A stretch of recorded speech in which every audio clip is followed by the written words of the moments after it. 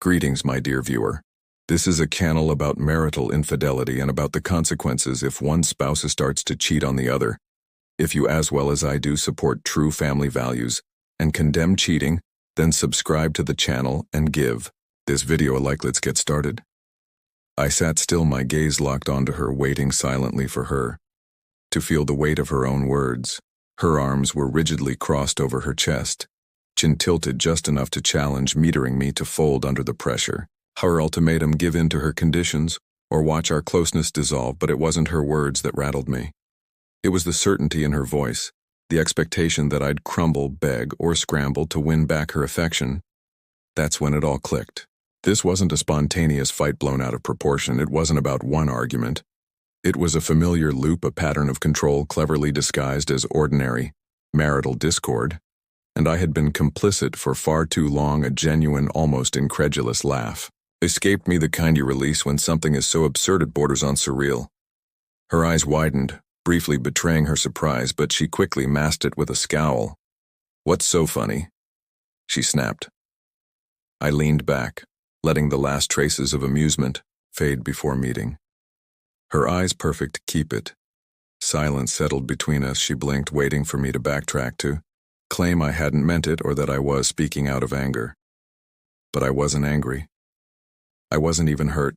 I was simply finished. Standing up from my chair, I grabbed my phone and walked out of the room. No shouting, no dramatic exit, just a calm, resolute departure. For the first time in our relationship, I felt no need to justify myself. I had no interest in debating or proving her wrong. Let her sit with it. Let her realize her tactics had finally lost their grip. I went to the bedroom, collected a pillow and blanket, and moved into the guest room without a word. No slamming doors, no sarcastic remarks. Just distance. She didn't follow note immediately. She probably thought I just needed time to cool down, that I'd come back in a few hours with an apology, eager to smooth things over. Maybe she believed I'd try to bargain, offering compromises to regain the intimacy she was withholding. But I didn't want anything from her. Lying in the guest bed, staring at the ceiling, the truth settled, and I wasn't afraid of losing her. I felt free. The next morning, I woke up early, lighter than I had in years. No tension in my chest, no knot in my stomach. Urge to repair what she had fractured. When I entered the kitchen, she was already there, seated at the table, with her arms crossed, her expression expectant, waiting for me to bring up the night before. I poured myself a coffee, sat down across from her, completely unfazed. She cleared her throat. "So are you done being childish?" I took a slow sip, letting her words hang in the air, then smiled. "Yeah, actually, I am." Her eyes narrowed, slightly confused. She anticipated a fight, a plea, a negotiation, but none of that came. I finished my coffee, stood up, and walked away. That was the first crack in her armor. The first moment she realized something was different. She didn't know it yet. But this was the beginning of the end. The silence unnerved her for years. Our conflicts followed a predictable script. She'd push, I'd resist, she'd escalate, and eventually I'd yield, either by apologizing to end the tension or giving in to avoid another exhausting argument. But this time I gave her nothing, no reaction, no anger, no desperate attempts to fix things. I simply withdrew. I went about my day as if nothing had happened. I left the house without explaining where I was headed. I returned without seeking her out. I spoke only when necessary, and even then my words were short, neutral, detached. She hated it.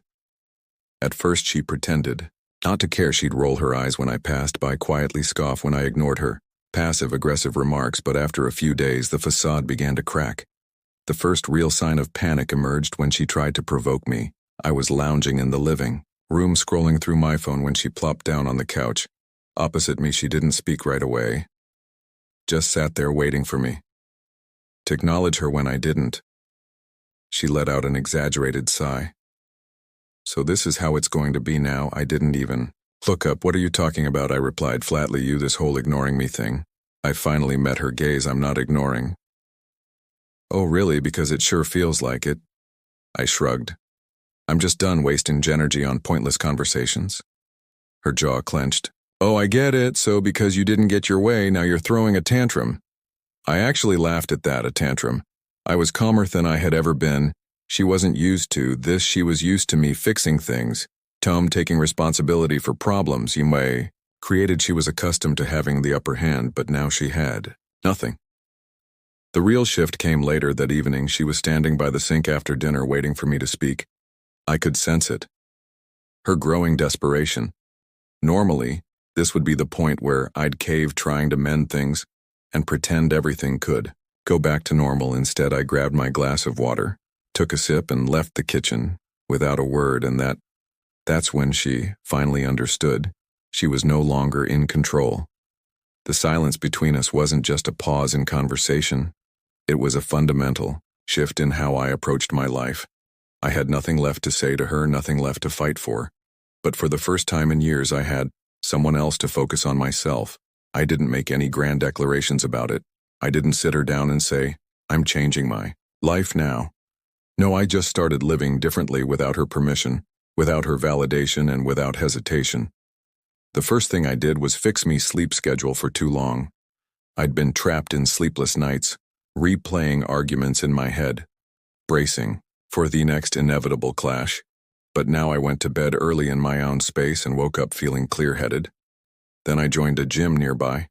Nothing fancy, just a place where I could lift sweat and rebuild myself from the inside out. That first week was brutal. My body ached in ways I hadn't felt in years. But I welcomed it. Every sore muscle was proof of progress, a sign that I was reclaiming control. In a way she couldn't touch. She noticed, of course. I could feel her eyes on me when I returned from workouts drenched in sweat, breath heavy. At first she pretended indifference, but she was always watching, sneaking glances. Whenever I grabbed my gym bag or down a protein shake, I started dressing better too. Not for her, not for anyone else, for my tossed-out old clothes. I had clung to for far too long and replaced them with things that made me feel good. I got a proper haircut, not the half-hearted trims I used to settle for. When I looked in the mirror, I began to recognize myself again. Then I started going out. At first, it was simple, grabbing coffee, alone, going for walks, reconnecting with friends I'd drifted from over the years. But eventually I started truly living. Again, I accepted invitations I would have declined before, went to bars, met new people, and every time I stepped out the door I felt a little freer. The more I focused on myself, the less space she occupied in my mind, and that's when she truly began to panic. She felt me slipping away, and it terrified her. At first, she hid it behind a mask of apathy. She'd roll her eyes when I headed out, toss a sarcastic, calm comment about my gym routine, or let out a dismissive laugh when I walked by in a sharp new outfit. But I saw through it. The tiny cracks in her cool demeanor whenever she realized her indifference didn't faze me, and then slowly things started to change.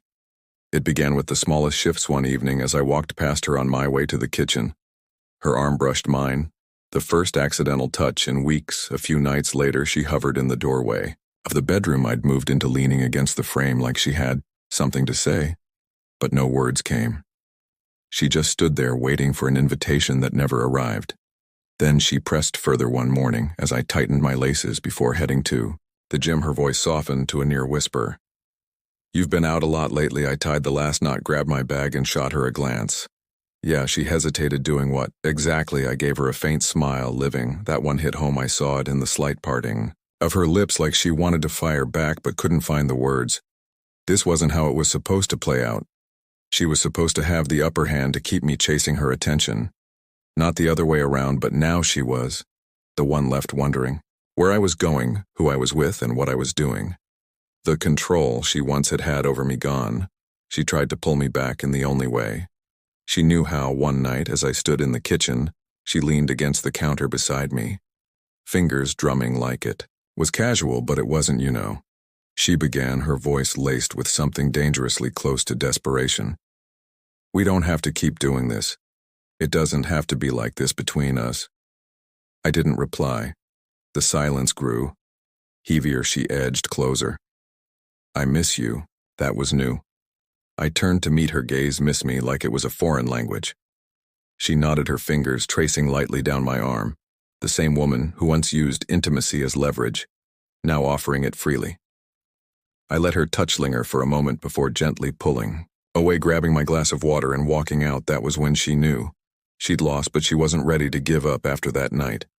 Something in her snapped. The fake indifference vanished. she switched to full-blown damage. Control at first, her efforts were subtle, hovering nearby as if by chance, sitting just a little too close on the couch, asking about my day, like she suddenly cared. But when I didn't bite, she escalated. One evening as I got ready to head out, she appeared in the doorway of my room now watching me, fastened my watch, going out again. I didn't even look at her. Yeah, with who? I smirked, slightly adjusting my sleeve. Does it matter? That stung. I saw it in the way she swallowed, her fingers tightening around the doorframe. It's just you never used to go out this much. I finally faced her, my expression unreadable. Yeah, I never used to do a lot of things.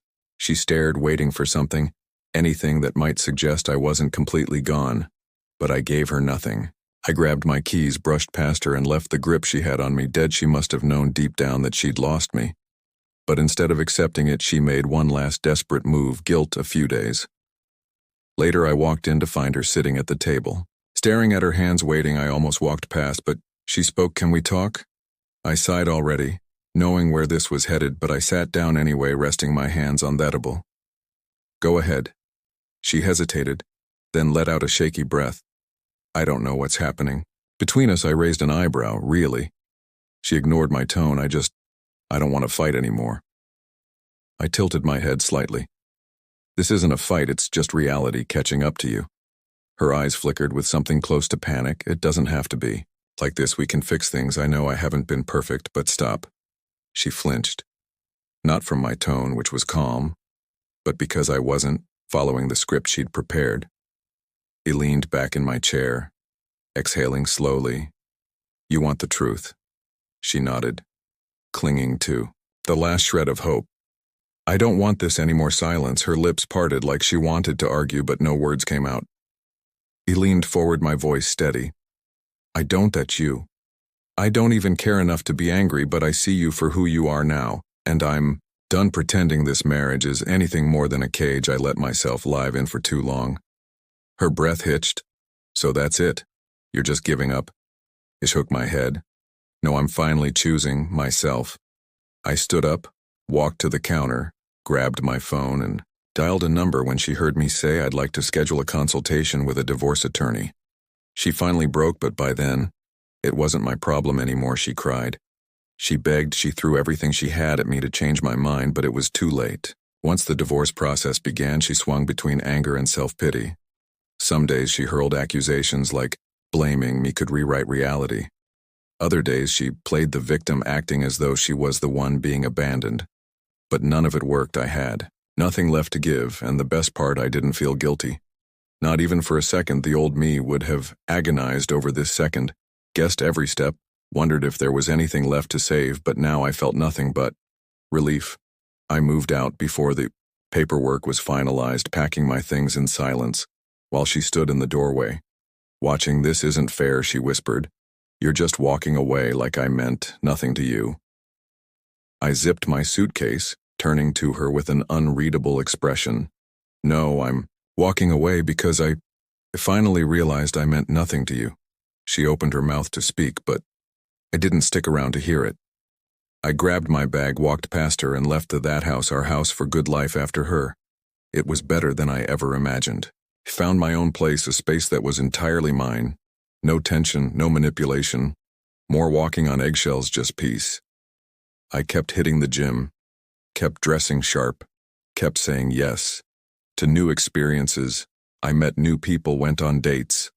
Not to prove anything, but because I could, and it thrived. Meanwhile, she didn't work, got back to me through mutual friends. She wasn't handling the divorce well. She spiraled, pretending everything was fine, while everyone around her saw the cracks. She'd spent so long trying to control me, she never considered what would happen when I was gone. Now she was the one drowning in regret, but I never looked back. Not once. I didn't need revenge.